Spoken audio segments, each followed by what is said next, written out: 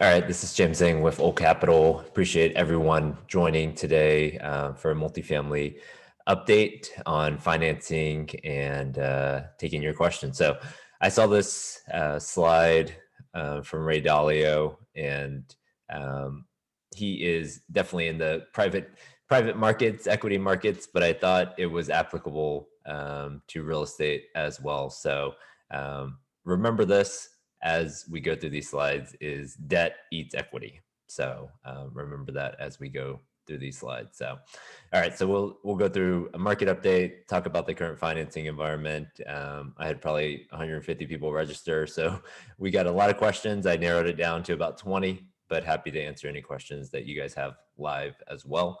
And then, so let's go through some of these slides. Just a quick background on myself. Born and raised in Houston, went to school in Austin at UT, and then have been up here in DFW since 2006. I was an underwriter at G Capital for 8 years, focusing on all commercial property types. And then since 2015, have been with Old Capital, focusing mostly on multifamily loans. So done close to $1 billion in multifamily loans, and then invested in a number of transactions throughout DFW, Austin, and San Antonio. So here I wanted to start with sort of the red and the black. So in terms of a market update, I like this chart on the right-hand side this comes from the ADP. And, Casey Conway used this chart, and I thought it was really good because it showed not only employment, but then also the velocity of the employment growth. So you can see we lost close to 19 million jobs in April, and then we brought a lot of those back sort of May and June, and then we've slowly been adding some, but you can see that trend is sort of thinning out. So did a rough calculation, and we're probably still about 9 million off the peak in terms of jobs. In terms of rent growth, I mean, I look at a lot of T12s. Essentially, there's been very limited rent growth, even here in Texas. And so, in gateway markets, I've seen rent growth be, double digit negative. And so rent growth is still a challenge for us.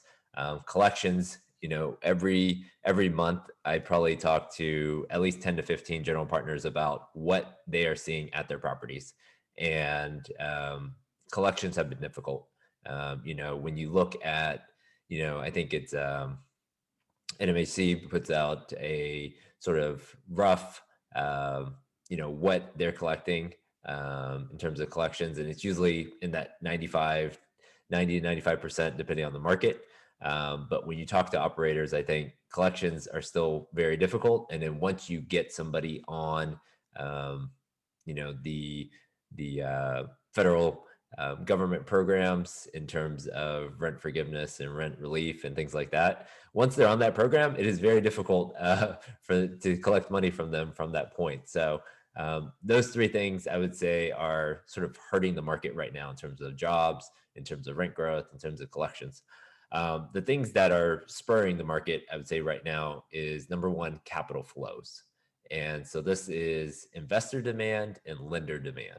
And so this is what we're going to be spending a lot of time on is how much equity is in the market, how much debt is in the market.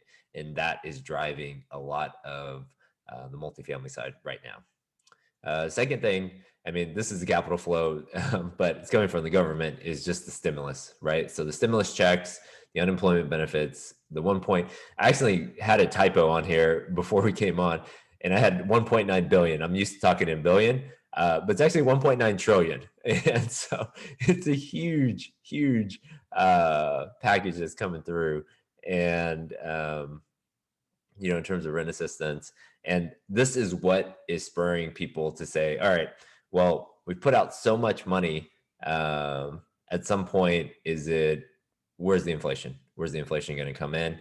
And GDP growth at 6 to 8% growth is forecasted for 2021. All right, let's go to the next slide.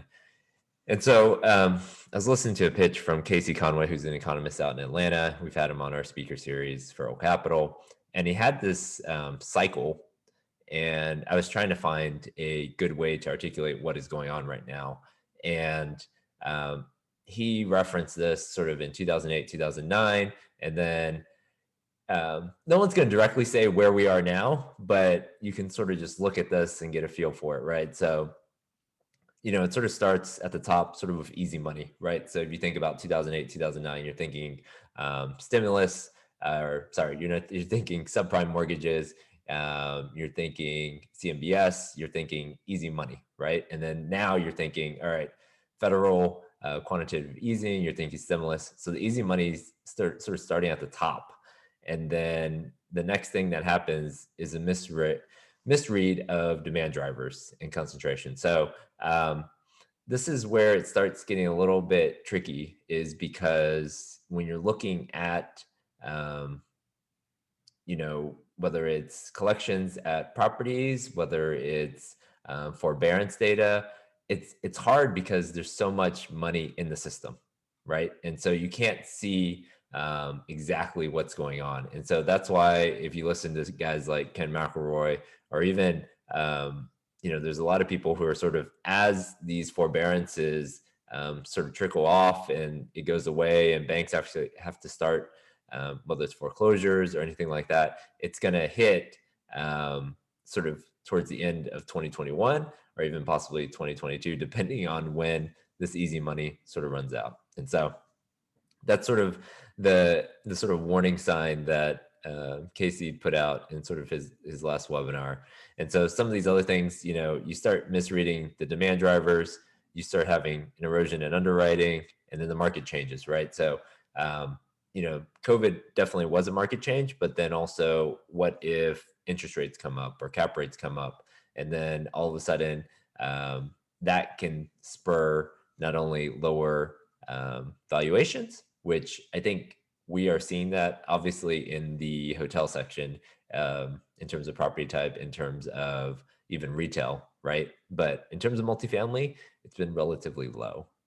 So that's where you just have to be careful. And I think this is more of across all of commercial real estate. So I thought this was interesting to take a look at, depending on where you think we are sitting right now, and if this cycle occurs again, right? Because there's not, there was not near the amount of stimulus that we had in 2008 and 2009. I think it was maybe 1 trillion over the entire time compared to how much we put in the system this time. So.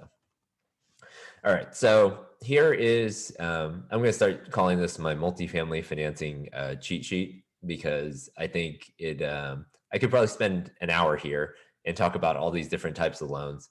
And, we've covered before bank loans and Freddie Mac SBL loans.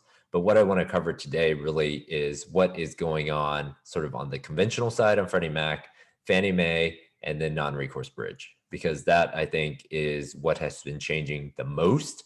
On bank loans and Freddie Mac SBL, there hasn't been a ton of changes. And so today I want to spend more time on these three types of loans.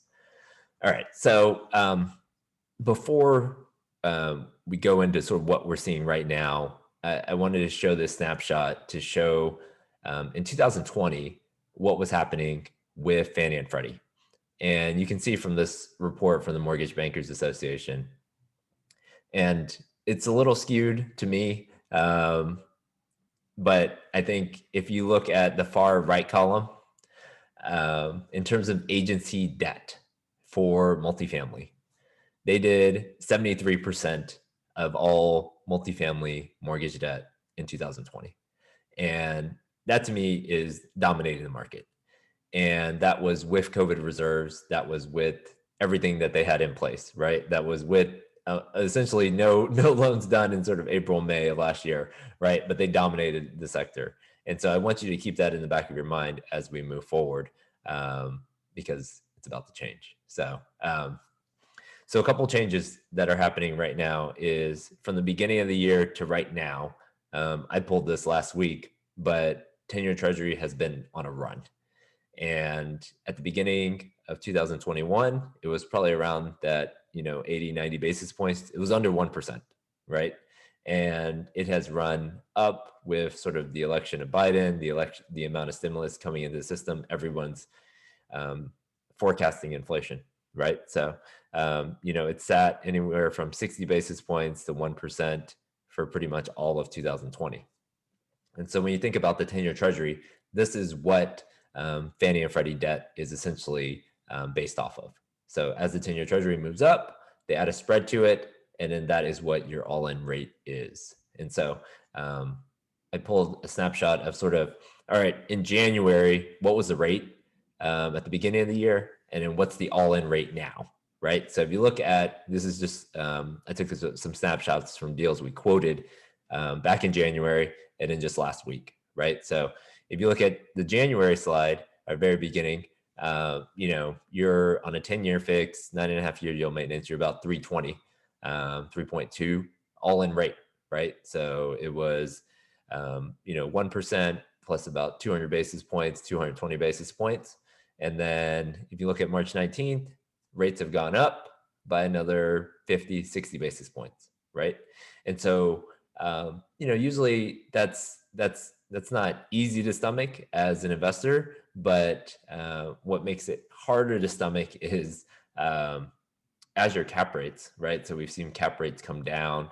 The range used to be 5 to 6%, depending on A, B, or C in Dallas. Now it's probably 4 to 5% on cap rates. And so as your cap rates get closer to your all-in interest rate, it makes it harder to have positive leverage on these deals. And so this is on the Fannie Mae side, right? So your Fannie Mae, as your 10-year treasury goes up, then your all-in interest rate is going to go up as well. All right. So Freddie Mac, they have a floating rate program. And so we talked about Fannie Mae, their rates went from 325 to 375. Let's call it 50 basis points more. On Freddie Mac, what we're seeing is it is based off of SOFR, and they have a spread over SOFR. And so your rate essentially floats every month. And so if you look at January, SOFR was about 9 basis points. They had a spread about 315, and then your all-in note was about 325. And that's going to float the entire time. In March, SOFR has actually gone down. So the front end of the curve has gone down from 9 basis points to 2 basis points. There's not much room for it to go down any further. And the spread has come in as well. So your all-in rate is around 3% or 325. So it's on the front end of the curve of Freddie Mac, it is still relatively cheap. Your interest rate could still be below 3. But here's the interesting part about the floating rate is, so on the top, we have September 2020. And so this was, third quarter last year. Fed is signaling that we are going to keep rates low for a long time. And so when you look at the forward curve, it does not, the 1 month LIBOR, SOFR, they just don't predict it to hit 1% for 8 years, 2028. And, that was in September 2020. Biden gets elected. He puts out his plan. And now this is the forward curve. I pulled it last week. And, we're hitting 1% in 3 years, 2024 now. So the forward curve has changed dramatically. It's moved in dramatically. And so what does that have as an impact for you as a borrower on a floating rate deal is your interest rate could be moving up quickly, relatively soon. And so what does that do for interest rate cap pricing, right? So when you go out and when you do a floating rate loan, you have to go out and buy a cap. And so this is a little bit fuzzy, but let's look at a $25 million deal, 3-year cap, 1% strike. So 1% is what you go out and cap, whether it's LIBOR or SOFR. And to buy that 1% strike in November of last year, it was $35,000. And today it is $105,000. So it has tripled the cost of your cap to protect your interest rate because of this forward curve moving in compared to where it was last year. Because last year, there was pretty much, you bought a 1% strike up here for the next 3 years. There was no chance of that guy paying you any money. But now, if you buy a cap for the next 3 years, at the end of that 3 years, that guy might actually have to pay you money to provide that cap. So they're charging more for it. All right. So this is the thing to keep in mind on the Freddie Mac floating rate side. So you got your Fannie Mae, which is about 375 right now. You've got Freddie Mac, which you have your floating rate. Your starting rate's probably 325.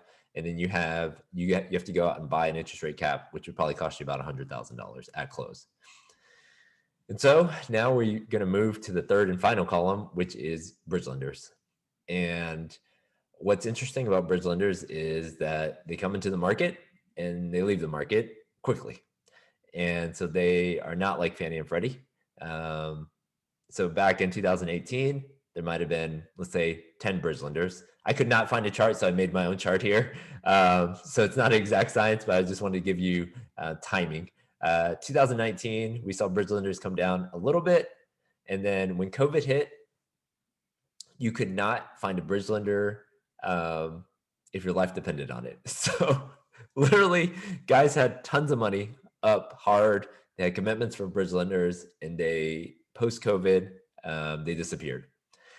And the reason is that bridge lenders, what happens is they essentially take all their loans and they put it on their balance sheet for a short period, and they might do, let's say, 10, 15, 20 loans, and then they will securitize it to the market, and it'll become essentially like a CMBS loan by that point. And so once they securitize it, they can go out and do another, let's say, $1 billion in loans.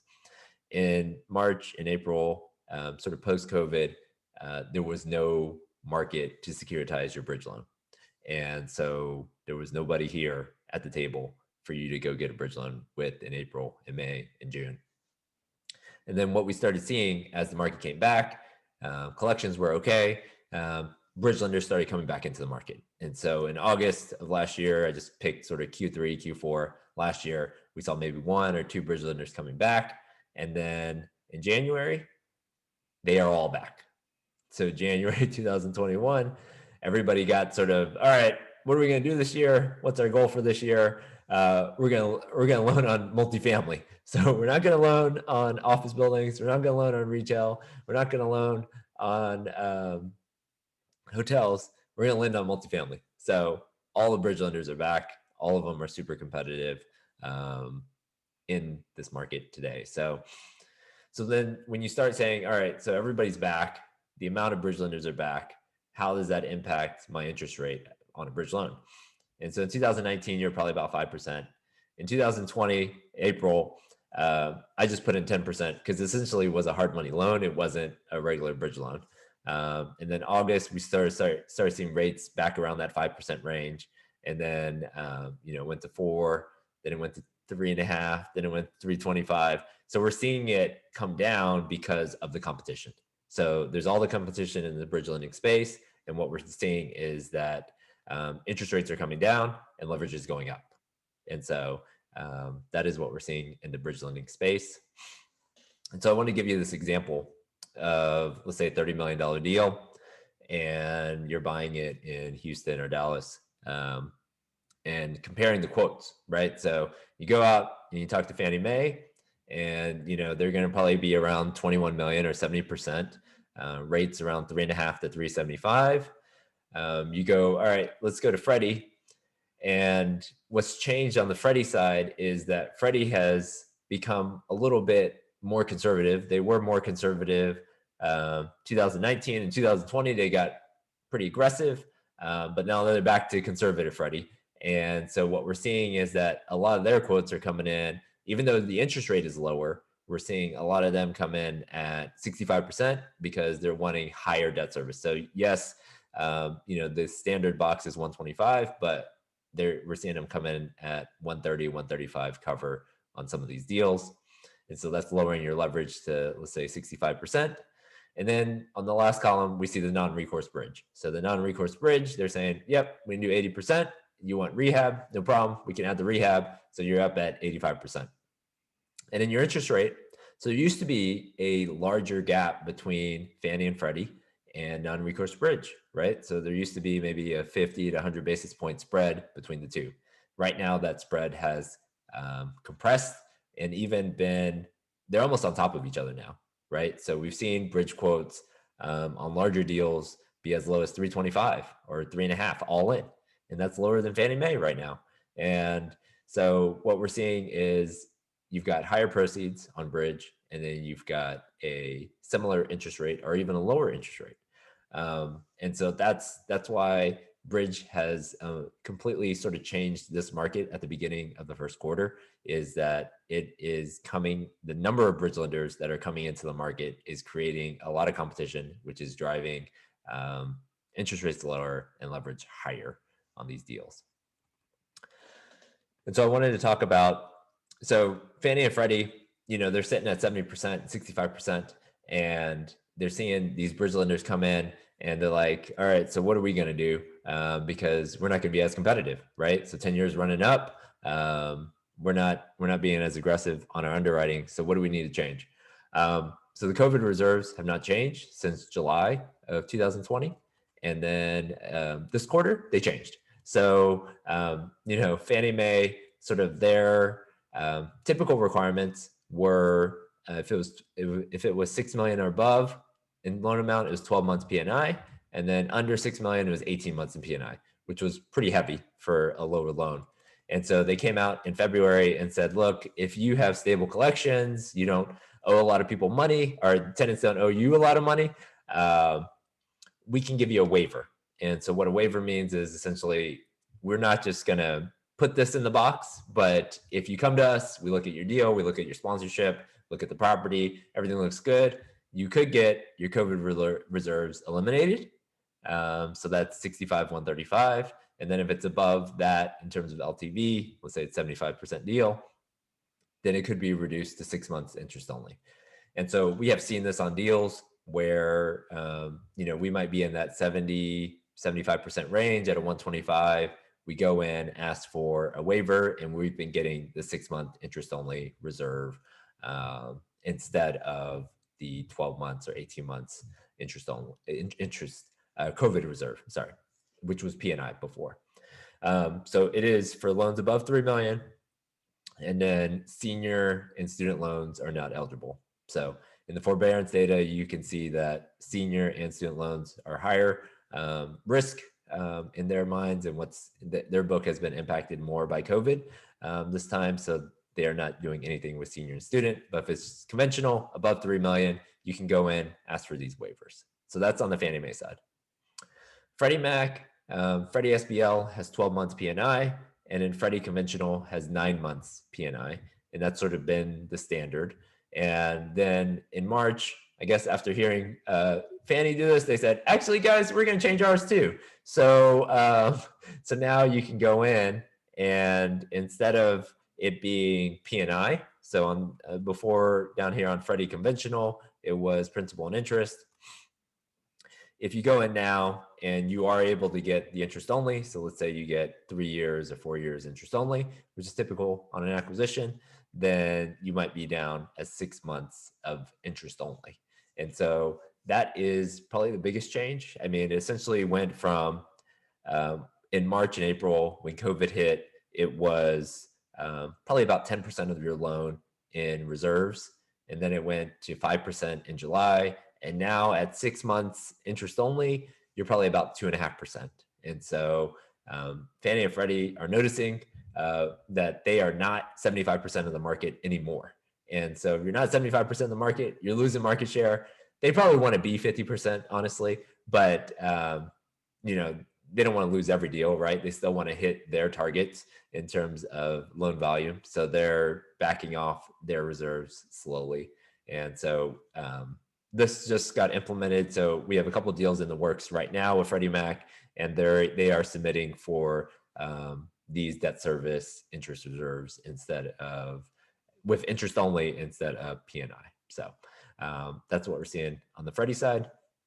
And this I used, I think, on one of my bridge webinars, and I want to return to it because what I'm seeing is as more and more people see the low interest rate, see the higher leverage, you just have to remember as you go further out on the risk curve. So you go further. So if you're looking here, the way I grouped it is, if someone's saying, all right, I'm going to get a 15% IRR, that range is going to be a little bit tighter, right? You might get a 5% IRR, you might get a 10% IRR, you might get a 20% IRR on that deal, right? If they're projecting 15%, right? But then if you go up the risk ladder, right? So you take a bridge loan, higher leverage, shorter term, and you might be getting a 20% IRR, right? But then that range of return could be 30% IRR or it could be 0% IRR. So this doesn't go all the way to the bottom. Um, if I guess I could change my slide and I move this, and depending on the leverage that you take and the property and the sponsorship and the CapEx plan and the location of the deal, this red box could move to this box, right? To this further column, and this red box could move out here, and you could lose more uh, than all of your initial investment, right? So that's why I put it here just to be safe. But if you go too far out on the risk curve, because I do think there are bridge loans that you can take that make sense for the deal, where it can improve your return. But if you go too far out, that is where you get in trouble. And so that's why at the very beginning, with Ray Dalio's slide, I said debt eats equity. When you get foreclosed, that is when your debt is eating your equity. And so just remember that as you go into 2021. Q2 is as you see bridge loans, as you see that occurring in the market, just remember this slide. So here's some recent closings. These are a mix of Fannie Mae. This was Freddie Mac conventional, Freddie Mac SBL, Fannie Mae, bridge loans. These were Fannie Mae and Freddie SBL down here. We do everything. So if it's multifamily nationwide, we can help you finance it. This slide I like to show is, as the market changes, right? Whether it's Fannie, Freddie, bridge, as you go out there and shop bridge lenders, the 10 that were on that slide in 2018, 2019, they might be a different 10 in 2021. And so your job as an owner is very different, in that you are finding deals and you're raising equity, but have a mortgage broker, have someone on your team that is in tune with the market and can figure out, all right, is Bridge the best? Is Freddie the best? Is Fannie the best? Based on that property, based on your experience and what your business plan is. And so that's what we do at Old Capital. So I'm gonna stop there for a second. And if you guys have any questions, I think that sort of gave a state of the market of what I'm seeing right now. And I got probably, I don't know, 150 questions, but I'm going to put just the questions I saw. So if you guys have any questions, put it in the chat and we will start going. So let me see what we got. So, all right. Andy asked, is the Dallas market too hot to invest in? So what happened was, essentially at the beginning, so Dallas has always been a hot market. It was probably a buyer's market for April and May of 2020, and then it went back to a seller's market. So there really wasn't that much of a cool off. I would say for Dallas, it is getting to more of a stabilized market like in LA, or it's just a bigger market. And what we're seeing is people are now coming in on deals, like probably the last 3 or 4 deals that the winner has not been a local Dallas guy. It has been a guy from Canada, California, New York, Chicago. These guys are coming in, and Dallas is not looked at as a secondary market anymore. It's looked as a primary. And if you didn't see my Dallas multifamily update, like in February, there was more multifamily sold in 2020 in Dallas than any other market in the United States. So I would say it is a pretty hot market right now. Jeff asked, what has changed with agency loans? I would say 2 things. One is there are now waivers for reserves, and then also the underwriting of Freddie conventional has become more conservative. And so right now it is more difficult to get those loans compared to Q3 and Q4. So if you are underwriting a Freddie floater at 75 or 80%, I would just make sure you're a very seasoned operator, because it will probably be very difficult to get that leverage right now. Gary asked, what percentage of recent full cycle deals would have made money without cap rate compression? So that's hard to tell, but it obviously, when you go from, deals being six, let's say 5% for A, 6% for B, and 7% for C's in terms of cap rates, and you put those all down at 4 to 5% cap rates, then obviously there's a lot of value creation on that, or a lot of value increase. So I don't know. I mean, there's, on top of the cap rate compression, rents from 2010 to, let's say, now, I mean, they're up 40% as well. So I think the rents going up and the cap rates coming down have led to the prices of where they're at right now. Michael asks, role of debt structure in an inflationary market with potential tax changes on the horizon. Um, you know, I think you have to look at, where do you want to be on that risk curve, right? Because there is no doubt that you can go out and get a bridge loan at 75 or 80% and get a higher return on a floating rate deal and have a 1% prepay, which that works for a lot of syndicators. But if you want to be a little bit more conservative, put a little bit more equity, you might be putting 30% down right now on a Fannie or Freddie deal. And you can sort of lock in your rate. So you might be locked in at 3.5%. And so, I think depending on the structure, depending on your risk tolerance, that's going to determine your debt structure. And then, to me, in an inflationary market, being in real estate is no doubt the place to be. So, these rents are reset every 12 months. And so if inflation keeps growing, GDP forecast to be 6 or 7%, then I think your rents are going to be up as well. How's 2021 looking so far? How will the stimulus impact apartment deals? I think right now, I think the stimulus checks have definitely helped tenants this month, and then unemployment will continue to help tenants. The question is, can the government keep supporting the tenants until those 9 million jobs come back? Because at that point, that is where you're going to start seeing some pain. 2021, we have not hit that pain. We're sort of used to the collections month over month that we have to deal with. Strategy for first-time investors. I mean, right now, I would start figuring out, if you're an LP, start getting to know general partners. If you're a GP, you need to know listing brokers. You need to know mortgage brokers. You need probably someone on your team who owns in that market in order to really get started on a deal. Eric asks, what disqualifies a property from financing? I would say number one is environmental.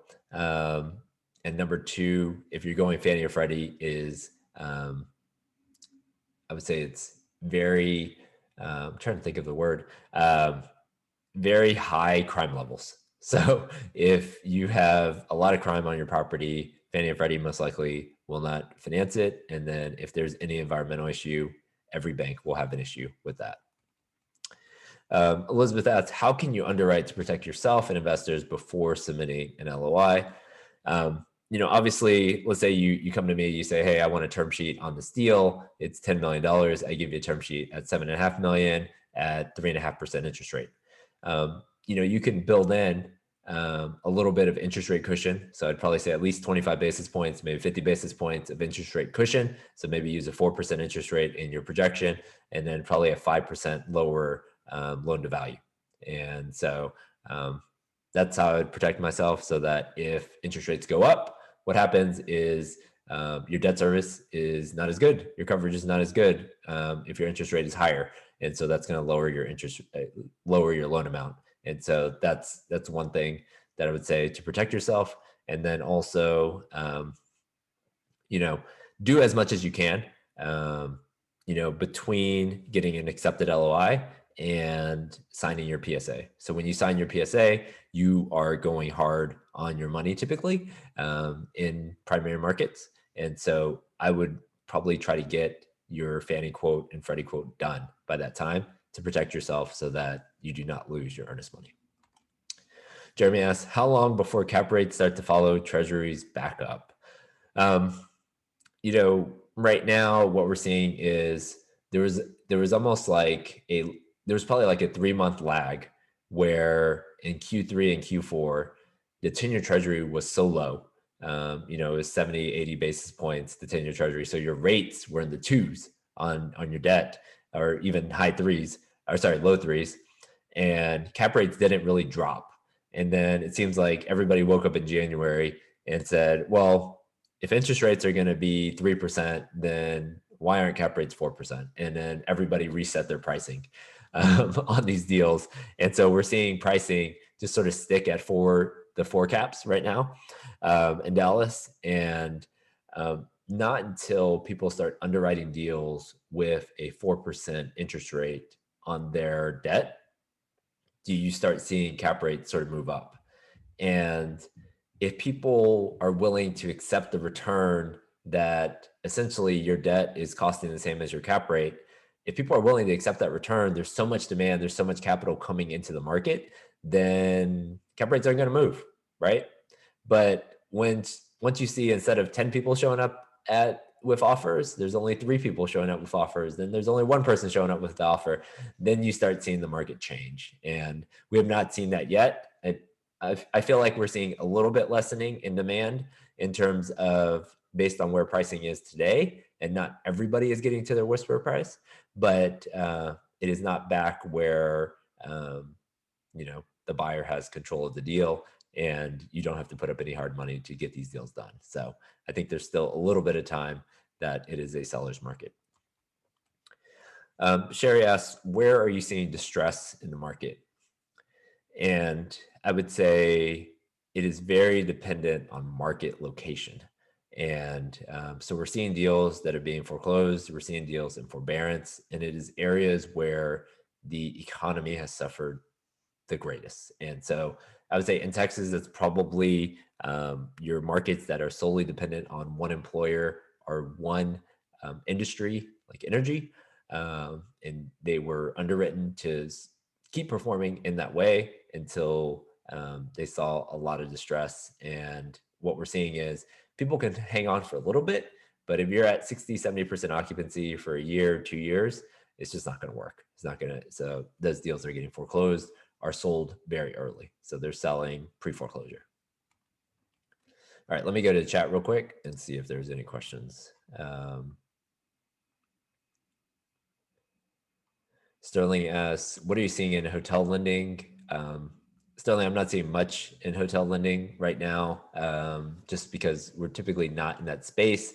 What we're seeing is people converting hotels from sort of the extended stay, Marriott, Courtyard into studio apartments and turning it into apartments. So we saw, let me give you an example of a deal. Let's say a deal in Austin and, a class B, class C deal, let's say is 125 a door. You buy an extended stay for 30 to 40 a door, you put in 10, 15 a door, and now you're all in at 60 a door. And so that's like almost the value add play on, it's a heavy value add play converting from a hotel to a multifamily. Let's see. So Benjamin asks, with lender competition increasing, how have spreads adjusted over the last 6 months or so, and what are they currently looking at? So at the beginning, I talked about sort of Fannie and Freddie. And so right now, let's say Treasury is about 160 on 10-year Treasury is about 160. So you're seeing Fannie spreads at about 200. And so they have come in a little bit. The biggest spread compression has been on the bridge loan side. Bridge loans have come in the most, and so they're almost on top of Fannie and Freddie right now. And then Sammy asks, what personal qualifications are required for someone to get a loan in multifamily? That is really based around net worth and liquidity. And so if you go back to some of my previous webinars, the net worth of the guarantors needs to be equal to or greater than the loan amount. And then the sponsorship group needs 10% of post-close liquidity of the loan amount. So if you're doing a $10 million loan, you still need $1 million in post-close liquidity from the sponsorship group. And then you also need a $10 million net worth on that size loan. Okay. All right. Let's finish up with a couple more questions. Paul asked, most recommended debt right now for a 5-year hold multifamily property. If you can stomach the bridge loan, then yes, I would do a 5-year bridge. But most of the people I'm seeing, if they're not comfortable with a bridge, um, what they're doing is they are doing a Freddie floater if they can qualify. And then if the Freddie floater is not available, they're moving to a Fannie and they are doing a 10-year with a shorter yield maintenance or step down prepay. And so what that allows you to do is you have a 10-year term, but then you have a shorter prepay. So it's a little bit higher interest rate. But then if you want to sell the property in year 3 or 4 or 5, your prepayment structure, your prepayment penalty is about half of what it normally is. And so that's what I'm seeing. People who don't want to have the maturity risk of a bridge loan, they go with Fannie or Freddie with a shorter prepay. Um, Jason asked, when refinancing after 2 years, which is better, Fannie or Freddie? So let's say I'm assuming you own the property for the last 2 years, you might have just like a bank loan on it. Most of the time, if it's a smaller deal, so under 6 million, you're probably Freddie SBL. It's probably a better choice.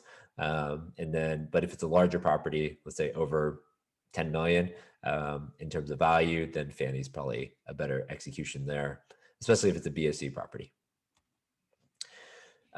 Ray asks, when do you anticipate agency will remove COVID reserves? So we've seen them go from 10% of the loan amount to 5% to now 2.5%. And, if Fannie and Freddie can't hit their volume targets, they're going to start bringing those reserves off. And so bridge lenders, they don't have any reserves. Unless your property can't service its debt, they don't have any reserves. And so right now, agencies are still sort of full from Q1. So they had a lot of deals that sort of closed in January, February. And now, when they look at their Q2 bucket, it's going to be a little bit lighter. And so if they're probably going to want to see probably 3 to 6 more months of good collections. And then if they really need a pickup in terms of doing more loans towards the end of the years, they maybe will remove them at that point. But right now they're still doing a good clip of volume. So I think they're going to keep them for a little bit. Kimberly asks, how to qualify to be a GP as you transition from LP to GP? So there's really not like any huge qualification. It's more just, it's a negotiation between you and the person who has the deal, right? So if you win a deal as a general partner, now you start putting together your sponsorship team. You need different people in those seats, right? And so my recommendation is you've got to have really 4 things, right? So you have the deal, you have to have net worth and liquidity, you have to have multifamily experience, and then 4th, you have to have the ability to raise equity. So when you have those 4 things, you become more valuable to the GP team. And if you are able to do that, then people are going to invite you to be on their team. All right, number 5, how to prepare myself to finance bigger deals. Number 1, I would put together your personal financial statement, figure out what size deals you can buy on your own, and then start putting together sort of proposed partnerships with people and start saying, all right, if there's a $10 million deal on the market, who do I need to bring in to qualify for the debt? Who do I need to bring in to raise the equity? And start putting together those partnerships in your head and start asking those people to be on your team to submit those LOIs for those deals. Karen asks, is there a specific multifamily product or parameters that make it easier to get a loan in today's market? Really it's around figuring out what product fits that particular property and that borrowing group the best, right? And so, I would say it's pretty difficult sometimes for the general partner to figure that out. A lot of times you're going to work with a mortgage broker like myself or someone at Old Capital to sort of figure that out, because we're going to see, we'll close 10, 15, 20 loans this month. And so we'll be in tune with the market right now. And so that's what you probably want to get someone on your team who's specific to multifamily lender to make sure you get that, Karen. Anderson, I love this question. I never get this question. How can I make your job easier to help me find the right loans? Thank you, Anderson, for asking that question. Really, it's not that hard. Like, we need T12, we need the rent roll, we need the purchase price, we need your CapEx budget, and then we really need like your pro forma. So what are you projecting for the property over the next 5 years?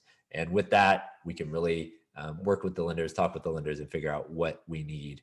And then once you get the deal signed up and the loan's going, in terms of you as a sponsor, you need personal financial statement, you need schedule of real estate, your resume. They're going to ask you for credit authorization, and then bank statements. That really is what you need on your side from the borrowing standpoint. So once you put that information together, I sort of have the property information to look at the beginning, and then you add on the borrower statement, and then that is what goes to the lender for underwriting.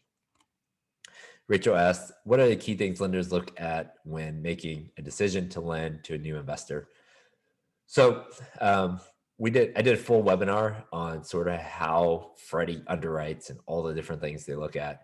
But I mean, think about it the same way that we sort of outlined it in the previous question, right? So really it starts with the property, and then it goes to the borrower, and then it really goes to the market.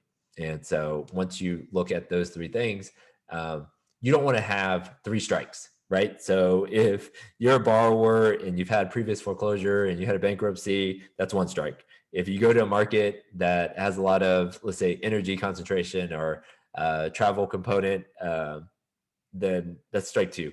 And then what was the third thing? If it doesn't underwrite well, that's strike three, right? So, when you're making a decision, um, you want zero strikes. If you have one strike, that's fine. But if you have three strikes, you're out, right? So trying to figure that out and package the deal together so that when the lender is looking at the entire credit package. So that's what I did when I was at GE Capital, was sort of look at all those buckets, whether it's the property, the market, the borrower, and sort of put that together in going in and making a decision on the transaction. Stacy asks, how long does it take to fund a deal from contract to close? So uses about 60 days, right? So I would say bridge loans are probably 30 to 45 days. Fannie, Freddie SBL, Freddie conventional, 45 to 60 days, assuming everything goes smooth. That is the timeline. So I would, on any contract, I would probably put 60 days and probably have two 15-day extensions as well at buyer's discretion. Howard asks, what are the risks associated with bridge loans and syndications? I would say the number one risk is the maturity risk. So you typically have a bridge loan for 3 years, and then you might have two 1-year extensions. But if they do not extend you, we go back to the very first slide, and the debt will eat the equity. So be careful there.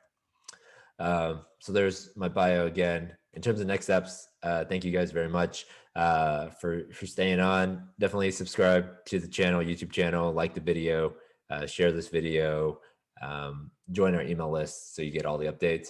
And if you need help with a deal, whether it's equity, debt, send me T12, rent roll, OM, or the investment package that you have. I'll review it and get you feedback.